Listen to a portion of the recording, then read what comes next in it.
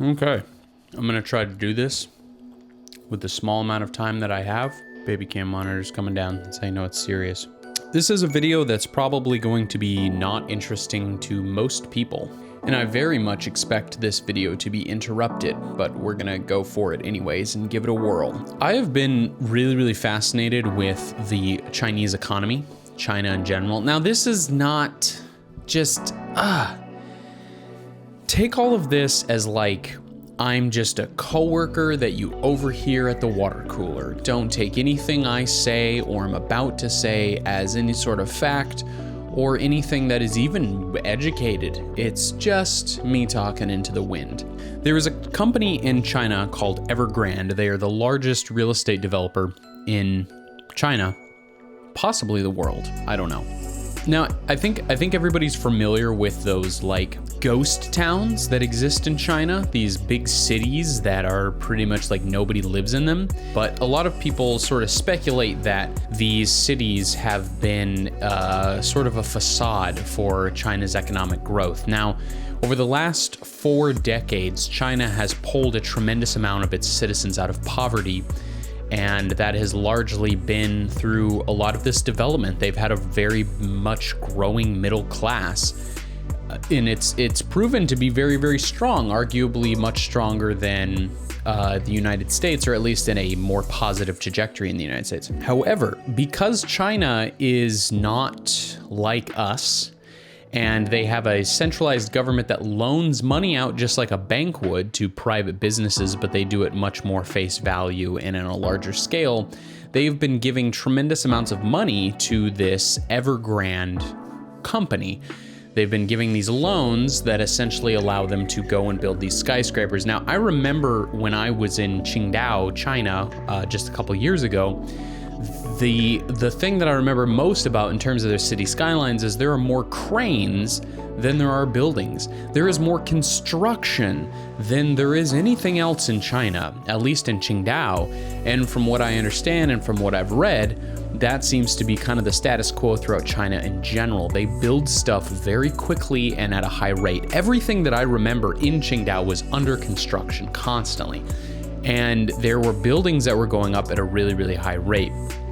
But what gets sort of complicated is Evergrande was building these sort of sanctuary locations that they were selling before they were building. Now, that's pretty common. I remember like in Denver, when I was doing door to door, I'd go to whole neighborhoods where it would be lots that were sold. So people were buying the houses before they were built. So Evergrande was selling these sometimes with a down payment as high as $1.5 million. But the problem is they weren't able to fulfill that promise. There were a lot of buildings that could not be developed, mainly because Evergrande was riding a bubble. There was more projected growth than actually existed. Now, the CEO of Evergrande, known as Shu, is worth $11.2 billion, and he got to that net worth by essentially developing all of these lots.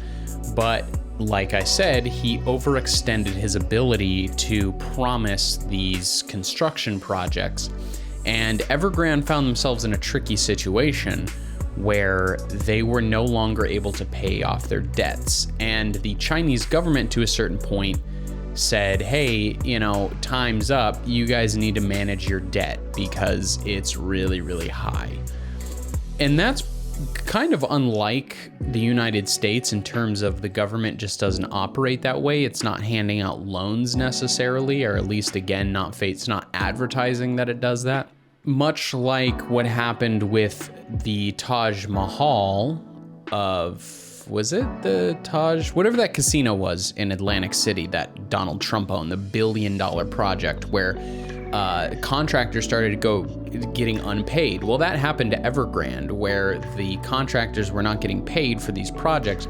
And in fact, Evergrande recently, to sort of manage their debt crisis, pretty much ordered their employees to invest in the company. So they would give them these quote unquote investment opportunities, which were really these very high interest loans And they were given a deadline. So it's like, it would be sort of like if you worked for McDonald's and McDonald's said, hey, if you want to keep your job, you're going to have to give us $500 with the promise that you will get $5,000 in 5 years.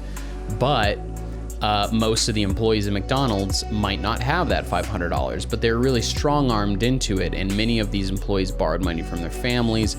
So this has had quite a ripple effect on China's economy, specifically their housing market, and there's a lot of concern that this could have a ripple effect and be some dire warnings for the state of China's economy.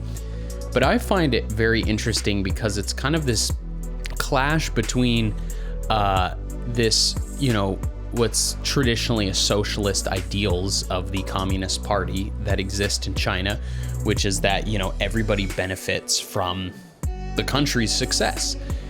But the clash comes down to billionaires like Xu, who are operating very American, very capitalistic, where they are doing these huge investments. I mean, he was building cities and he was buying soccer teams that would go in these cities and in very expensive ticket items to sort of advertise them, but the sales just weren't there. So it was this really, really bad kind of situation. And the fact that the Chinese government put their foot down about continuing these loans for Evergrande is an interesting kind of bluff. They're sort of playing chicken with Evergrande and Xu in the sense of saying that, like, hey, we're not gonna continue to loan you money, while also knowing that not continuing to loan them money will realize this idea that the real estate market in China is in fact a bubble. How a company gets that big and controlling is something that still is hard for me to imagine, even though we see it constantly in the United States. From what I understand, as of very recently, they did make a loan payment at the last minute.